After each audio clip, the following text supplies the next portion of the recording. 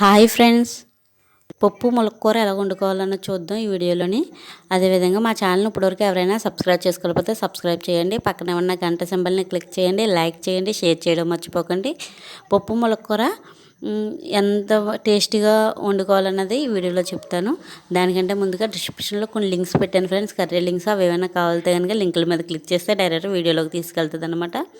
అవి ఏమైనా నచ్చితే కనుక మీకు లైక్ చేయండి ఫ్రెండ్స్ ప్లీజ్. ఇప్పుడు పప్పు ములక్కూర కావాల్సిన పదార్థాలు చూద్దాం.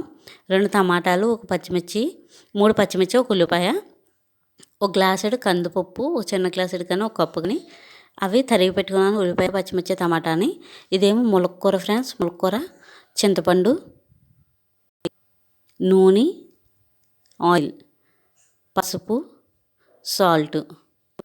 కుక్కర్ తీసుకోండి, కుక్కర్ కానీ మామూలు కళాయి కానీ తీసుకుని కందిపప్పు దాంట్లో వేసేసి కొంచెం వేపుకోండి ఫ్రెండ్స్. మామూలుగానే ఆయిల్ వేయకుండా మామూలుగా వేపుకోండి. కొంచెం కొద్దిగా వేగనియాలి. వేగేటప్పుడు సువాసన వస్తుంది అనమాట, మీకు తెలుస్తుంది.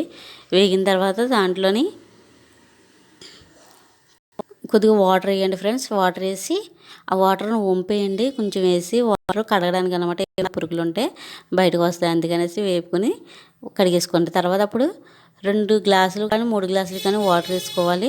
ఎక్కువ వేసుకోండి వాటర్ వేసుకున్న తర్వాత ఇప్పుడు తరిగి పెట్టుకున్న అన్నీ ఉన్నాయి కదా, ములక్కూరతో పాటుగా చింతపండు గట్ట అన్నీ దాంట్లో వేసేయండి. దాంట్లో కొద్దిగా పసుపు కూడా వేయండి. ఇప్పుడు సాల్ట్ వేసి ఒకసారి కలిపేసి ఇప్పుడు దీనికి కుక్కర్ మూత పెట్టేయండి.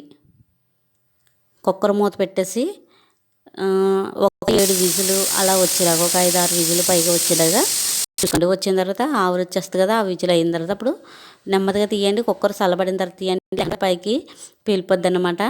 అందుకనే చల్లబడిన తర్వాత కుక్కర్ మూత తీయండి. ఒకసారి చూడండి ఎలా ఉందో. దీన్ని శుభ్రంగా అటు ఇటు తిప్పండి. ఇలా గరిటతో తిప్పితే సరిపోద్ది, మెత్తగా అయిపోద్ది. ఎక్కువ విజులు వచ్చినంత వరకు ఉంచుతాం కదా. తాలింపులకు చూడండి, ఎండుమిరకాయలు, కరివేపాకు, జీలకర్ర, వెల్లుల్లి, ఆవాలు, మినపప్పు ఇవి తీసుకుని అలా తీసుకుని కొద్దిగా ఆయిల్ వేసుకోండి.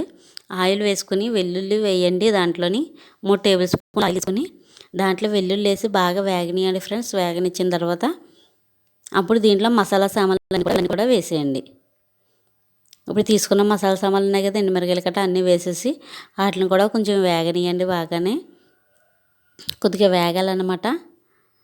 కొంచెం వేగనండి. వేగిన తర్వాత ఇప్పుడు దీంట్లో పప్పు వేసేయండి ఫ్రెండ్స్. తాలింపు చాలా ఈజీగా అయిపోద్ది ఫ్రెండ్స్, 5 నిమిషాల్లో అయిపోద్ది.